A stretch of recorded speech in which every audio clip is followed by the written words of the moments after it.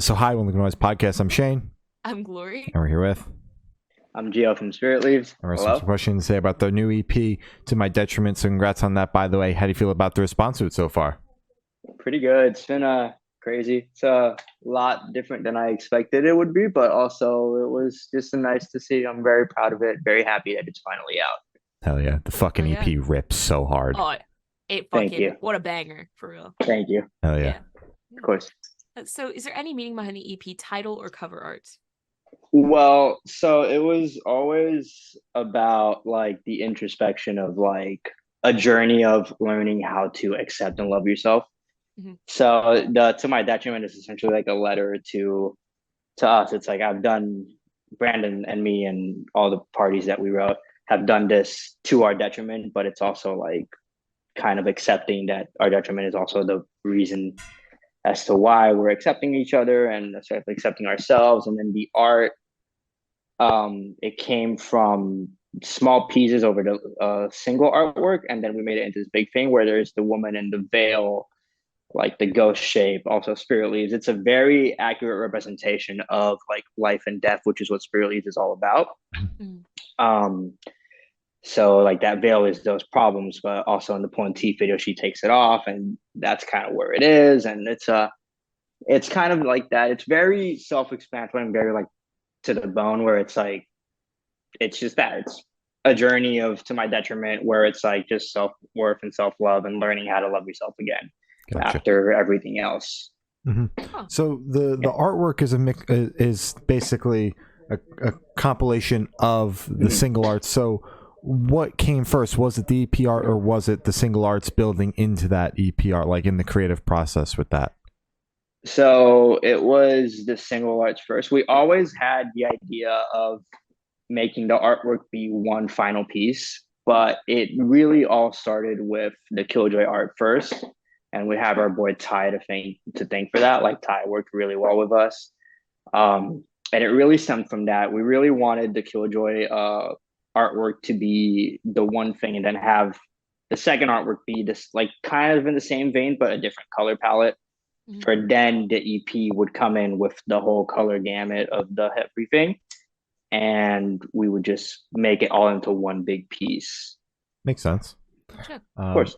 So can you tell us a little bit about your writing process for the EP?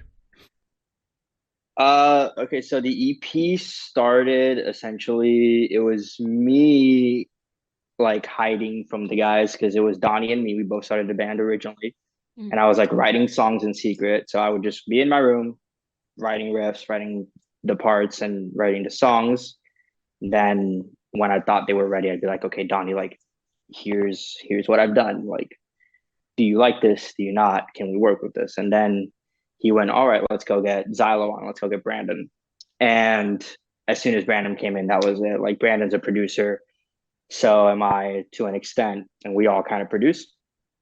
So it just became of like, okay, let's meet up, work these vocals out, work these riffs out. And then we presented it to Jonathan, our producer. And that's when it really took the life of it. So the process was really just me in a room playing guitar, figuring out riffs, and then showing it to Donnie, showing it to Brandon. Brandon would do vocals, and with the vocals, we would structure parts where it's like, okay, so if we want the vocal to do this here, then how do we get there, and how do we change the song tiny bit to make it fit? Makes sense. All Yeah. right. It's pretty normal. Like usually just guitar riff, drums, and then vocals. It's not super crazy. I'm not here like on a binary code thing, just making zeros and ones, and that's how I write my breakdowns. Although that's kind of how we wrote the last breakdown, but still, yeah. Do you want to get into that? I can't get into that one, but yes. All right. All right, Yeah. cool. Okay, yeah. So, what song off this EP took the longest to write, and which one is your personal favorite? Chaos Control took the longest to write. Mhm. The first four songs that we wrote were me in a room, and I kind of just came that. The last song, which was Chaos Control, Mhm. was the first time that we all collectively wrote a song together. Okay. So Chaos Control took the longest to write because obviously everybody wants their parts and stuff, and we were like, oh, we don't like this. This could be better, Mhm. or stuff like that. But it did take the longest to write. But it is probably the favorite. of out of most of us and out of the people listening to it. It seems like that one has a really good response with people listening. It's just a ride. It's a journey from beginning to end. Mhm. Personal favorite, I want to say it's the first song off the EP. It's Hollow. Mhm. Just heavy. It's fun. It's straight there. Like it's probably my personal favorite. I Okay. can't speak for the other guys, but that's pretty much it. The longest one that took to write was Chaos Control. Fair For enough. sure. With Chaos Control, what Mhm. was it like trying to incorporate everyone basically into your writing process? Or did you just kind of like start brand new and just kind of say, all right, everyone go for it, go crazy? Well, it wasn't really that hard. It was very easy because like even though yeah, I would start the songs at Hmm. the time, it was always like here's like my basic idea, here's like the skeleton of the song, and then you guys add on to it. So Hmm. it's not like I wrote the entirety of the first four songs by myself. Yes, they stayed pretty true to it, Hmm. but like everybody else joined in and gave their 2 cents after. It's not like we just kind of like it's like this is how it has to be. Hmm. So it was pretty easy to just work on it that way. But Chaos Control, obviously starting from the ground up, Yeah. we all had a say from the beginning. Hmm. So it wasn't really just like, oh, I'm doing this. This has to be this way. It's more like, I'm doing this. What do you think of it? Hmm. And then they'd be like, what if we do this thing? What if we, instead of this part, we go into this? Hmm. Um, so it's pretty easy. We all write really well together. We all have good chemistry Hmm. in the room. So it's pretty streamlined. Sometimes we butt heads, but so does everybody else. So it's like that's just how it is. For sure. So did you appreciate their input from start to Oh, I finish, or always was do. it okay, good? I Because always do. I'm not. I'm never going to say your idea. Well, if the idea is actual shit, then I will. I mean, yeah. But like, I'm never going to knock it where it's like, okay, let's try it. Like, Hmm. I appreciate any input, whether it's from my band members or an outside listener. Like, I have friends that I'll show the songs to, and they'll be like, "This part isn't doesn't move me as much as it moves you." So like, Hmm. and then I would listen to it from their perspective, and I would go, oh, okay, so let me rework that and see how I can make it, you know, like that. Makes Gotcha. sense. So the input's always appreciated. Like input's always great from anybody. For sure. Yeah. Absolutely. So can you tell us your favorite lyric or instrumental moment off the EP and the meaning behind it? Favorite lyric is probably Chaos Control when he says, "Pull back on the curtains. You need sunlight to wake up." Mhm. No reason. I just think it sounds great. I Yeah. just think it's really cool. Hmm. Um, obviously, me being the guitar player, like the solo is always fun. Mhm. Obviously, Yeah. playing guitar solos is cool. The hollow breakdown is a great moment. Hmm.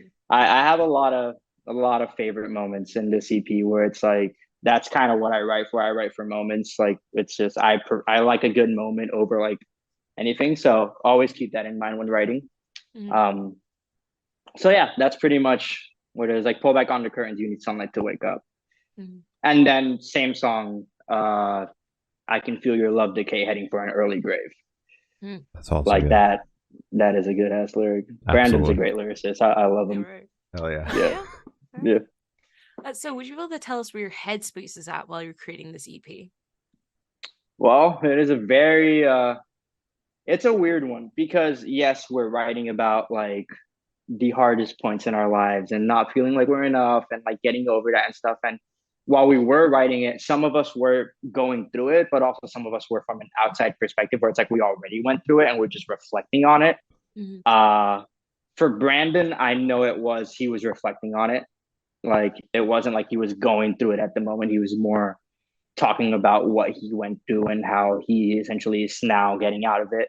Hmm. Um, me, I want to say that I was like almost out of it, but I was still going through it. So the headspace, even though like yes, happy times, we're all having fun. Yeah, it was like a very detrimental moment where it's like the headspace was the dark room and like the sadness and all that stuff. But Yeah. that's how just music works. You're inspired by what surrounds you or what you've been through, and it worked out. But yeah, the headspace was very all over the place as the EP is all over the place. Like you have your pulling teeth, which is a very happy poppy song, and then you have Chaos Control, which is sounds happy and poppy, but the lyrics are very dark. And then there's Hollow, which is the most self-loathing track that we could write Yeah. at the moment. So it's like Headspace is It varied, very bipolar nature. Fair Yeah, enough. And sure. was there any sort of anxiety in putting this out, considering like how on the nose everything, the title, the Yes. artwork, the songs are to the headspace that you guys were in while writing it? No, absolutely. Yeah. Like there's anxiety whenever anybody releases music. It's the most anxiety driven thing. You worked on something for a year or 2 years, and you're finally putting it out into the world, and you're not sure people will get it, or maybe people will get it too much, and it's just, you never know with these things, really. Mhm. So it turned into that whole thing where, like, of course it was nerve wracking, but also I was comfortable. I was certain that at least some songs would reach some ears and people would like it. But at the end of the day, we wrote because we liked the songs and we released them, very proud of them.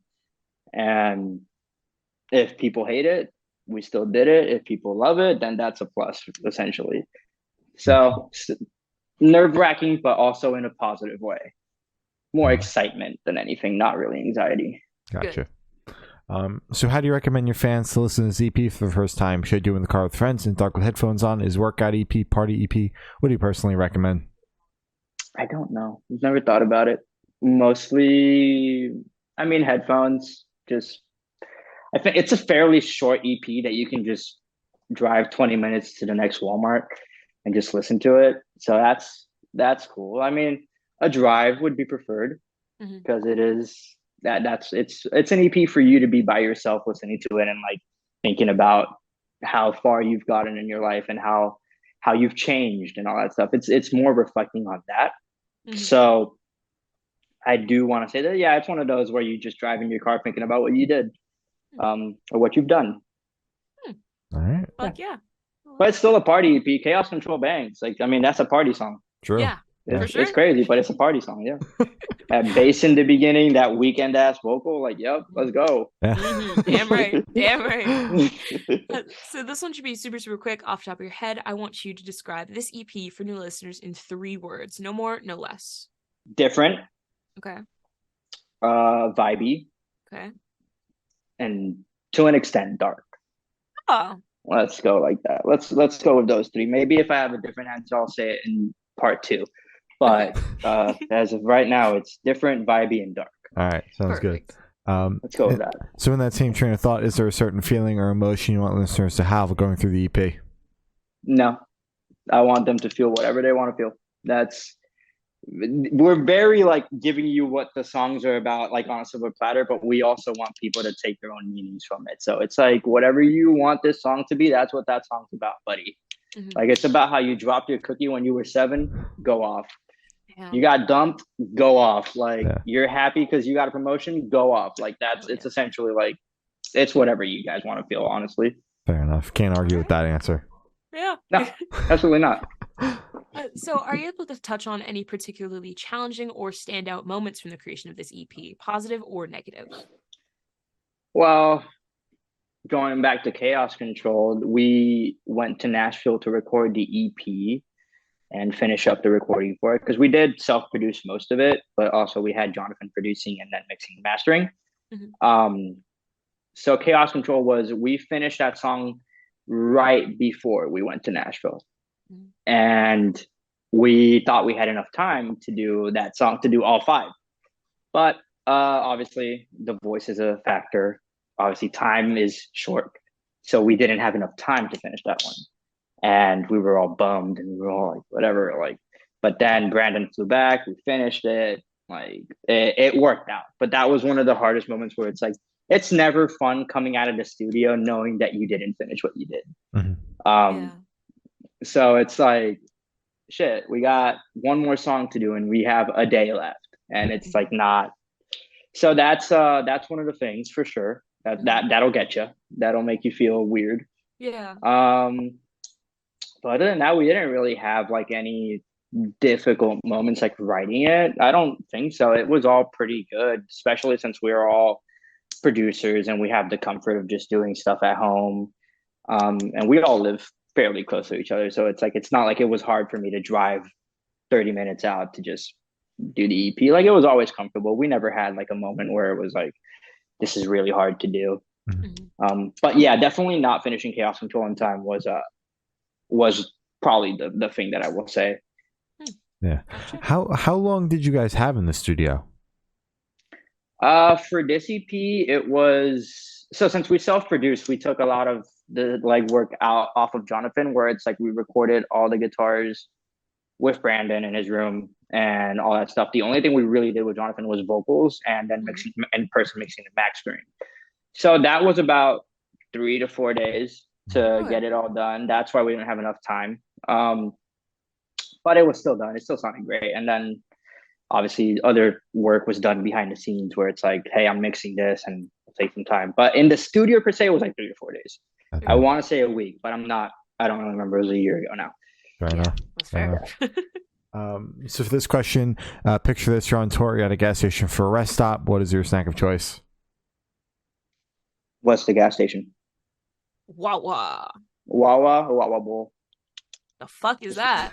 Just a bowl with Wawa. It's got spinach, it's got beans, it's got bacon, eggs, carrots. It's just a bowl, just a nice bowl. It's one of those. If I'm at a Wawa, that's what I'm getting. Just a nice bowl. Oh, with chicken tendies. You know, we love the chicken tenders there. Hell yeah. And then a Mountain Dew. Mountain Dew to drink. Yeah. Just keeps getting better. Hell yeah. All right. Yep, that's what it is. I'm glad you on mentioned Wawa because that's my gas station of choice. Yeah. We're Dude, East me Coast too. people. Yeah. No, you're a fucking Yeah. traitor, is what you are, Shane. You Oh fucking yeah. prefer Sorry. fucking sheep. Yeah. Glory found out recently that I although I live in New Jersey, I do prefer Sheets. I've only been once, but they got pretzel rolls and I don't know what that is. It's dumb as shit, is what it is. it's more inland than straight up East Coast. Yeah. Okay. Yeah. Yeah. So, Yeah. no, Wawa for me. Cannot Sure. stand Buc-ee's. I cannot stand it. Don't like it. Yeah. To me, I don't know, but Wawa's my choice. Yeah. Hell yeah. Hell yeah. Hell yeah. And Absolutely. on the topic of food, if the band was a dish, what dish would the band be and why? Coal, maybe. Coal? I don't know. Yeah. Like as in like would you get in like a stocking coal? Yeah. I don't know. It depends. I mean, sometimes we're a filet mignon. Sometimes we are a burger from Wendy's. It's you never know what you're gonna get. Okay. Fast food sometimes hit you. Sometimes you get a good thing. But yeah, filet mignon. That Filet sounds nice. All right. Okay. Yeah. Hell yeah. And Never for- had it, but Sounds nice. Sounds I nice. assume It's that's- fancy. that's yeah. Yeah. For the last couple questions, we're going to shift completely away from music and go straight to death row. Boom. So if you're on death row, what would your last meal be with a drink? Chinese food. A nice garlic chicken with fried rice and I don't know, Mountain Dew. Nice. That seems to be the drink. Yeah. Big Mountain Dew guy. I used to be. I don't really drink soda anymore, but if it's my last meal, like I'll indulge in one. Yeah, fair enough. Why Yeah, not? of course. And if you could live in one fictional world for a week, where would you live? Cyberpunk. Oh, damn right. I'm looking at it Cyberpunk right now. 2077. Yeah. Yep. Hell yeah. Cyberpunk. That's the one. Yeah. Nice. All right. Okay. I've not asked the last question. Every single person that we've spoken to have said that it is the most important question. What's your favorite color? Yellow. Mustard. Mustard yellow. Oh, you lost me with Yeah. mustard. Yellow though. Fuck yeah. Love that color. Well, it's still yellow. It's a variation of yellow. Exactly. Yeah. Sorry, I'm It's like that- fucking it's that duct little- tape yellow. No, Yellow. it's got to be a little dark for me. It's got to be a little dark. Like, That's crazy. It's- mustard. well, me in it the can't. middle It with can't be yellow. super.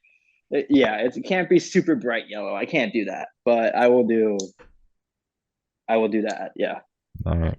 So as I said, that's all the questions you have to say. Is there anything that you would like to plug? We have a show coming up in Orlando with the boys in Dark Divine, which I'm excited for that. Dark Divine, Colorblind, and Dirty Rivals. It's on the 15th of December.